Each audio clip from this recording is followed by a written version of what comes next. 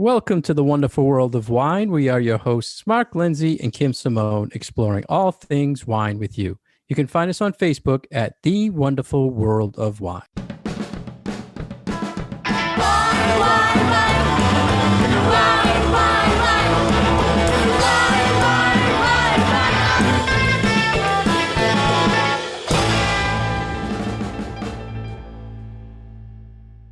Hello again, everybody, and thank you for joining Kim and I today on The Wonderful World of Wine. How are you, Kim? I'm doing well. A little tired, a little busy, but otherwise doing pretty good. How about you? Everything is good. I'm always excited to talk wine with you and our listeners here on WFPR 102.9 FM. The first story I found, Kim, for us to discuss was how to tell the difference between cheap inexpensive wines. And ooh, that C word that you hate. Yeah, that's the first thing we have to talk about, is because we hate saying cheap. We like to say inexpensive. So we're going to substitute and say inexpensive wine. And this article was from the talentedladiesclub.com, and they stated right off saying, with a little bit of practice, you'll be able to understand it's definitely worth paying a little bit more for what's in your glass. First off, Kim, what is the best way you approach when someone asks you this question? If there's a difference, or they'll say maybe there isn't a difference, how do you approach it? I approach it in a couple of different ways. Often in the context of this question, I will have people ask me what goes into a wine, or what makes an expensive wine expensive. And I usually start off by saying that it's not just the raw materials that go into it, but there are other factors as well. So it's not just more expensive grapes make more expensive wine, or all the grapes are the same and then the winemaker just decides what kind of price tag to put on there. It's a lot of different things. Some of it is labor, some of it is attention to detail, and a lot of it is supply and demand. And I think that's one of the things that they don't actually touch on in this article when talking. They really spent more time equating more expensive wines with better quality and less expensive wines with lower quality. And they were like, and this is what we mean. So it was pretty simple. Like, this is, I think, a good starter discussion on less expensive versus more expensive, and being able to taste the difference between the two. And I think that that's what they were going for. What can the ordinary consumer hope to get out of tasting the difference between a less expensive and a more expensive? You know, why should someone pay more money if they don't care about the cachet of a particular winemaker or area or grape variety, that they're just concerned with what the wine tastes like? So often when I have this conversation with people, I don't just stop at that. You know, I go into, well, the reason that this wine might be more expensive might not have anything to do with how much you are going to enjoy it, or if it's, you know, up against this other wine that's less expensive, which one would you like more? But it has more to do with, well, this particular region only produces this, you know, so many bottles of this wine, and so therefore they can charge more for it. And it will kind of get into a conversation like that about the pricing of wine. So I thought this article did a pretty good job of breaking down what you should expect to taste if you're going to spend $10 or $20 more on a bottle of wine. But then it kind of stopped there. Yeah, I'm glad you said $10 or $20 more, because everybody's price point is dependent upon your own individual budget. So everybody might have a different meaning of expensive and inexpensive. Or a different threshold of, you don't want to go above this for either an everyday kind of wine or a Tuesday night wine, or even if you're going to buy 3 bottles to compare to each other, different people have different levels that they'd be willing to spend. And actually, one thing that I did want to point out about this article was that it's an English article. So their turns of phrase are very quirky to an American ear. But at the end of the article, they refer to sort of what you shouldn't necessarily be paying less than if you want to get some sort of quality bottle of wine, and they talk about it in pounds, and I figured out what it was in dollars, just for our American audience. Or $10 or 12 US. It was about 12. Yeah. 12. Going by what the exchange rate was between pounds and dollars this summer, it ended up being about $11 or $12 a bottle. Yeah. So typically when someone says, I drink a $10 bottle and I think it tastes no different than an expensive, say, $50 bottle. And I always have a hard time responding to that without being rude because Because you're like, yeah, well, really? the more you taste, just like this article was saying, the more you taste or the more you know about wine, the more you know that a $10 bottle is just not the same as a higher priced bottle. And you started to go into what makes a wine more expensive, supply and demand, location, quantities. It also has to do with how the wine is made. Would you also say, Kim, better ingredients, being better grapes, better quality? So yeah, better grapes. And they touch on, a more hands-on approach, which I think really does impact, yes, the price tag, but then also those quality markers. You've got just better fruit. I feel like if there's more attention to detail about what grapes are going into the winery and whether they're handpicked or whether they're machine picked, I think that makes less of a difference as long as you have eyes and hands looking at the fruit that is going into the winery so that you know that it's not, moldy or, there's not too many leaves in there or they're underripe or there's frogs. Anything crazy like that. Right. If you tell someone all of this and then they still say, I cannot taste the difference, how do you approach that? I think I would ask if they've ever tasted them side by side, because a side by side comparison tasting, I feel like, is really a great way to notice. Show different, right? Yeah. I mean, they'll show and taste totally different, but maybe it's just not their style. And then thinking. And I think that's a big part of it too. People are equating better wine with wine I like more. Yeah, exactly. And those are two different conversations, because we can tell, we tell people all the time that this $100 bottle of wine might be super fantastic and it gets all these great scores. But if it's a style that you don't like, then don't spend $100 on that bottle of wine, because no matter how much you kind of psych yourself up for, I'm drinking this big expensive wine. If you don't like it, right, don't not do your it. style. Yeah. So that leads to my next question. If you're a wine drinker that all you're really drinking is these inexpensive, maybe due to your budget, maybe due to what you like, do you think there's any chance that person's palate can ever like a more expensive wine? Oh, sure. Because, if you're generally drinking less expensive wines because you're not generally able to spend a little bit more money on the bottles, I think there's always room to grow, but you might not get many experiences or many chances to taste some of those more expensive things, which is fine. We don't want to shame anybody for not being able to have the means to try those things. But I think if you are someone who has a regular wine that is an inexpensive one and you just really like that style, I would say find something else that is that grape or is from that region or maybe is from that producer and see what they make at that next tier up. And then try tasting them side by side or every once in a while for a maybe more special occasion, try that other one that'll hopefully be in the same sort of style point that you like, and see if then you can be like, oh, I kind of can see how this is a little bit of maybe a step up from what I normally drink.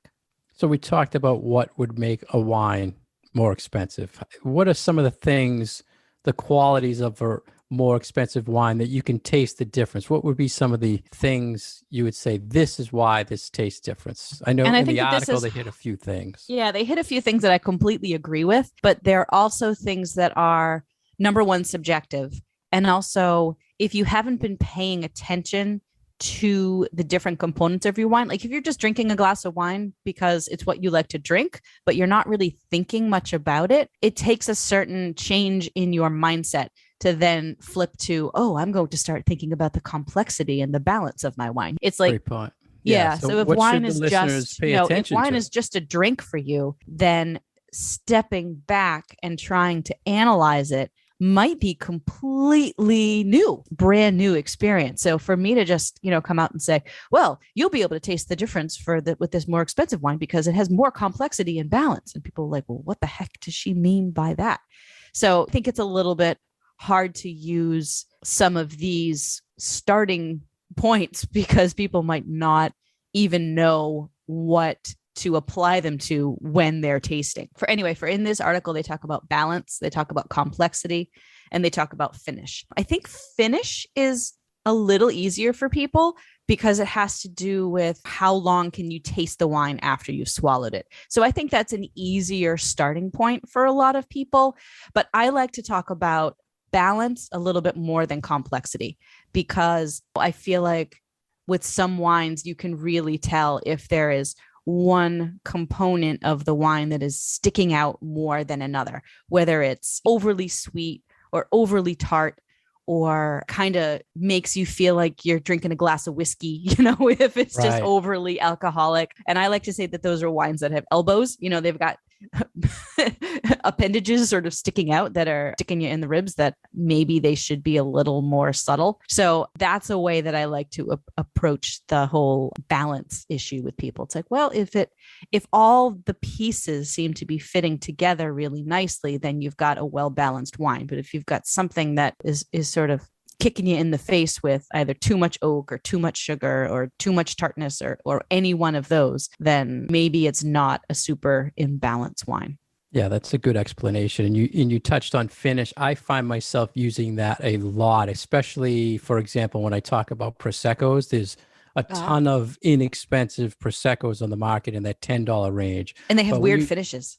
Exactly. You're totally, it tastes like the sucking on a rubber band sometimes. And a $20 Prosecco, just compare the finish on a $10 bottle of Prosecco versus a $20 bottle. Yeah.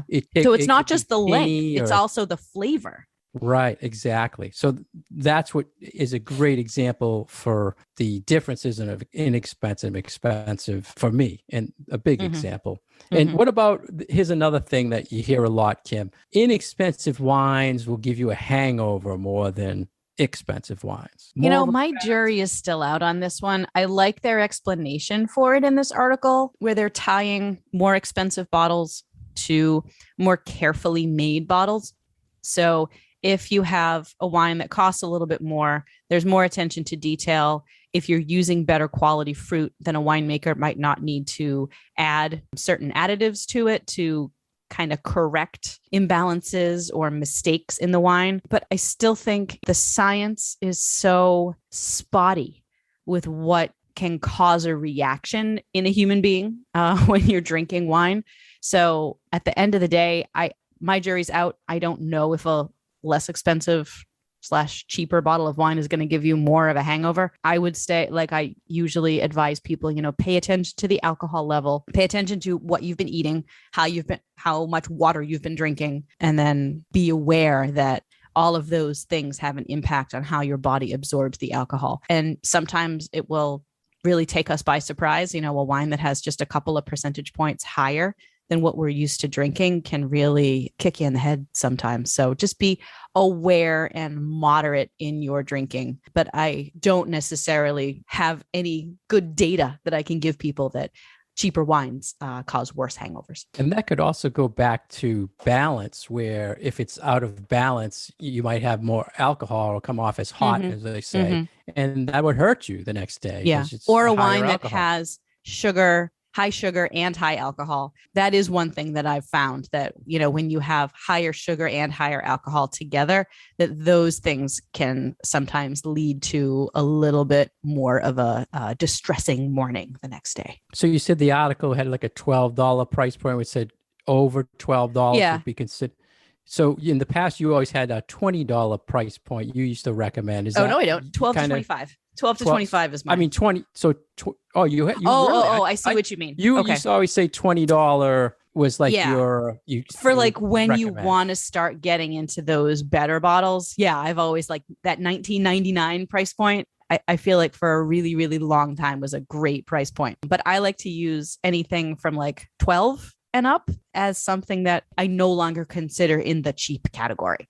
That can give you a good idea of maybe what a region is supposed to taste like, or a varietal wine is supposed to taste like. And they were right on the same page. They said 8 pounds. So 8 pounds is like $11, $12. And would you say imported wines at that price point are a better value for going expensive than American wines? I honestly think it depends on what you're drinking. So if you're looking for California Cabernet, you're going to get a better $12 bottle of Argentinian Cabernet than a $12 bottle of California Cabernet. I think if you put those two head to head, you're not going to get the better quality product at that price from California. Then sometimes you need to go elsewhere. But a lot of it, I think, prices for more popular wines, they can command a little bit more money because sometimes they're people's fallback wines. So the producers or the distributors know that people are going to be buying that. So I think that the value lies in sort of those less known places, those more esoteric grape varieties. So when it comes to the super popular stuff, I would say, yeah, American wines and their prices are a little bit at a disadvantage, but it, like everything, kind of depends. Right. And for me, my holy grail search every time is to try to find a quality wine, or what I feel is a quality wine, at the lowest price point I can find, so that $10 great tasting wine from anywhere is like the holy grail for me in the wine world. And there was always the term going around. People don't really use it much anymore, but they say QPR, quality price ratio, which you don't really hear anymore. You used to say, oh, that was a great QPR, but I think you see it in writing. I don't think I ever hear anybody talk about it. Yeah, well, that's the geeky me, right? So what are your favorite QPR wines these days? Or where are they from? It's been hard to find anything really California. Yeah. You could always find handful in the $10 to $12 range, but now the price points are gone up. Recently, I was lucky enough to find one in like the $7 range. So from California, that I thought was, wow, this is got a lot going on, but that is just been very rare. Yeah, I mean, California's hard. When you were in the restaurant business and you taste a ton of wines for your menu, I'm sure you were finding it harder and harder to find things at more lower price point, right? Oh, yeah. I mean, really hard. You had to go to Portugal. You couldn't even really go to France anymore or Italy. Like, it was South America. It was Portugal. Harder and harder. Portugal there's still a ton of good Portuguese stuff coming in under that $12 price point. And when you consider it's hand harvested and it's coming all the way across the world to come here, and it's still in that price point, so it's amazing. So, but they're unusual place names and grape names, and it's not Cabernet Sauvignon. It's not right. It's a Pinot tougher Noir. sell. It's tougher. If you tasted it, you would appreciate it. But absolutely, I think the listeners should know. I mean, Kim and I have tasted a lot of wine, and if you ever have a question or saying it's not true, that there is definitely a difference. I mean, that's the key. I mean, the more you taste, the more you should recognize the differences and understand why some of these wines are more expensive. But you should also, on the other hand, look at why these other wines are so inexpensive. And we won't say the cheap thing, but they are very inexpensive for a reason. So, we hope we gave some tips, Kim, for the listeners to go by.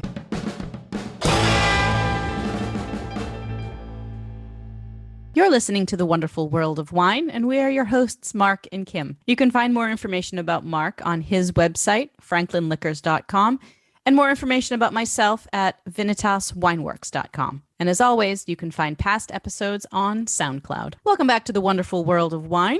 We wanted to bring another sort of geeky wine description topic to your attention for something that you might see on the back of a wine label or hear us discuss on our show. And that is the concept of, what does a creamy wine mean? What is this idea of wine being creamy, which seems very counterintuitive when you're talking about, white wine or red wine that obviously can't possibly have any dairy or coconut cream or almond milk or anything in there. So what do we mean when we talk about creaminess in wine, Mark? This is always something I go back and forth. Do we want to describe this to our listeners, Kim, as creamy as a texture most in wine, or as the flavor? Because really you could go both ways. But I think I find myself more, when I ask someone about a wine or I say that it's creamy, I'm thinking they're going to taste the creaminess in the wine. So flavor. You're correct. More flavor of the wine. We agree on this one, because I am totally in agreement with you. And I get totally let me check tied the calendar. Up with this. It must be a holiday. Oh my goodness. Well, that's good. So that's how we'll tackle it then. And I think the best way to tackle the flavor of the creaminess would have to be about talking about Chardonnay for wine. correct? I think so. And that's All right. usually where I will have this conversation with people. And this article, which is from Wine Enthusiast, does a good job of breaking out the different ways that we might want to talk about this texture in a wine. And where I get tied up sometimes with talking to people about this is the creaminess that you get from oak versus the creamy / butteriness that you get from this particular second fermentation that wine can go through called malolactic fermentation. And sometimes you'll hear us talk about malolactic. Sometimes we'll call it ML. It's wine 102 or wine 201. It's not your basic stuff that you learn about when you're learning about wine. It's a little bit more in detail. And it usually happens with red wines, but you often will taste that it has happened in a Chardonnay. And I get a little tied up because sometimes when we're taking our certification classes, we're not supposed to describe oaky flavors as having buttery, creamy flavors. And we're only supposed to reserve that for those flavors from malolactic fermentation. And I have a very hard time not doing that. Like, I want to describe big oaky Chardonnays as creamy and buttery, even if those flavors don't necessarily come from the wood, but they come from the malolactic. I have a hard time pulling those things apart. So I always want to describe those wines as creamy and buttery. So let's tell the listeners a little bit, Kim, if I'm having a Chardonnay and there's oak, what would be the description or what would be the flavors you would detect from the oak by itself? Not talking the malolactic. I'm saying this wine is oaky. What would you get? So depending on the kind of oak, sometimes you might get a spicy quality like cinnamon or nutmeg or vanilla. If it's American oak, often you'll get coconut. And I generally will be able to pick out coconut. I'm like, oh, American oak. I can smell the coconut on there. And of this, like a burnt, if you leave your piece of toast in the toaster oven for just a little too long and you get that dark toasted, almost roasted marshmallow kind of flavor. So those are the ones that are specifically from oak. Do you have any other ones that I missed? Because I know that there are lots of different descriptors that people use. And well, that toastiness comes from how they char the inside of the barrel. Right. So, I mean, I think that's but great. Still comes from the barrel. Correct. It's still oak. And I think that's just a great overall description of when you say a wine is oaky. So now when you say it's creamy, you talked about this malolactic fermentation, which is a process. And it takes what we call malic acid, which is that like Granny Smith apple acid, and it converts it to a lactic or a creamy style acid. And that's what you taste. You get that creaminess or smooth in your mouth when you're tasting the Chardonnay. So when someone is looking for a Chardonnay, I always say, do you want a fruity Chardonnay? Do you want an oaky Chardonnay? Or do you want a creamy Chardonnay? And people look at me like I have two heads because they figure Chardonnay is Chardonnay, but it is one of the more difficult things to recommend for people based on that. And this is sometimes where I get hung up, is being able to, and I think that this comes from the fact that I don't drink a lot of Chardonnay. You know, I taste it in classes and I taste it professionally, but it's not what I drink at home. So I have less experience being able to tease out the flavors of the oakiness versus the buttery creaminess from the malolactic. So apparently I need some practice when it comes to Chardonnay. Well, a lot of times I'll taste the wine. I'll say, I wonder where they're getting this from. And I'll go to find the text sheet and you'll see, oak. But a lot of times they don't really tell you that geeky, mellow thing going on. So you're curious where that creaminess is coming from. How can we relate a creamy, Kim, to sparkling? You're the queen of bubbly. How can we relate it to a sparkling wine? Do you ever use that term for sparkling? Sometimes, but I won't. I will usually use the word toasty in place of the word creamy, because I feel like when it comes to sparkling wine, they are talking about the same thing. But I think where it's important is when you're talking about quality bubbles that have undergone a good amount of aging, because that is a way that you can directly sort of equate the age of the wine and then therefore that toasty, creamy flavor with a textural quality in the wine itself. and that is specifically the fineness of the bubbles. So if you have a sparkling wine, and generally at this point, we're talking about champagne, Franciacorta, which is from Italy, better cavas, some of the better things from Oregon and Washington. These are wines that have spent years on the lees, which are the yeast cells that after they have done their job fermenting the wine, they just settle to the bottom of the bottle and they sit there, but they keep changing the flavor of the wine. So when you age a sparkling wine for a good long time, you end up with all of these sort of side benefits from the aging. So you get this bready, and I think this is where the creaminess comes in. I relate it more to baked goods than I do to creaminess. So some people might talk about it as a butteriness or as a creaminess, but for me, I talk about it more like French bread or brioche or croissants or something like that, with that little bit of toastiness. And it changes that flavor, but then it also changes a little bit of the texture, I feel, but I'm more concerned with the actual bubbles in the wine. So it makes really nice, fine little bubbles that keep going 10 minutes, 20 minutes, a half an hour after it's in your glass. And it just produces a really nice feeling in your mouth. And so all those things put together with a sparkling wine that has aged for a good long time, if you have all those components, then you've really got something special in your glass. So we agreed with the Chardonnay that the creaminess is really the flavor. On the sparkling, my take was it's more, the creaminess is more of a texture created by the lees that leads to a creaminess. Would you kind of agree with that statement? But you're not drinking the lees. No, but it gives it, we talked about lees a lot on a prior show where it gives it a creamier mouthfeel. So But I think that that's with the bubbles. I think that it's because the lees are affecting the quality of the bubble. So the bubble's giving you creamy texture. I think the bubble, because they're really fine and little, they're not like big Coca-Cola bubbles that are just exploding on your tongue. Still more texture than flavor. Yeah, still more texture. Okay. Still more texture. So that's where I was going. I'm glad we got definitely. We got there. Yeah. We got to the point. Right.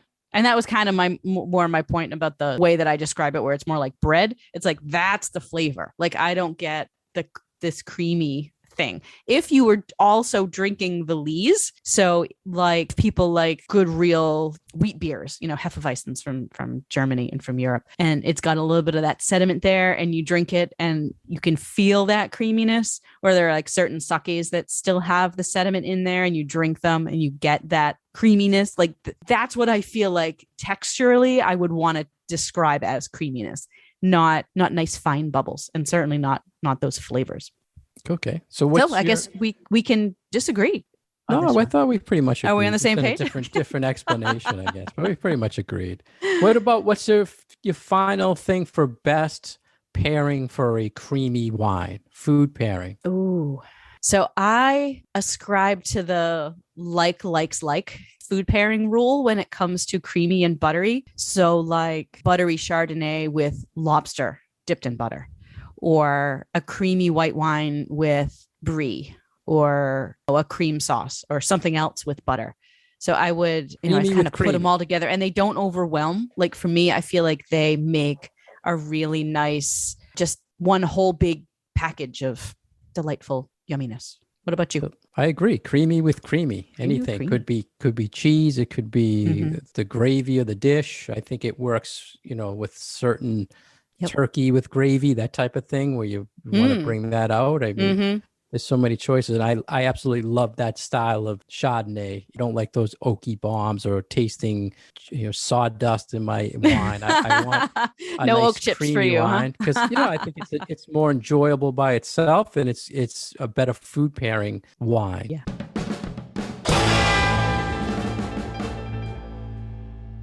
Thank you for listening today to The Wonderful World of Wine. We've been your hosts, Mark Lindsay and Kim Simone. You can find us on Facebook at The Wonderful World of Wine, and past episodes on SoundCloud and iTunes. Cheers. Wine, wine, wine.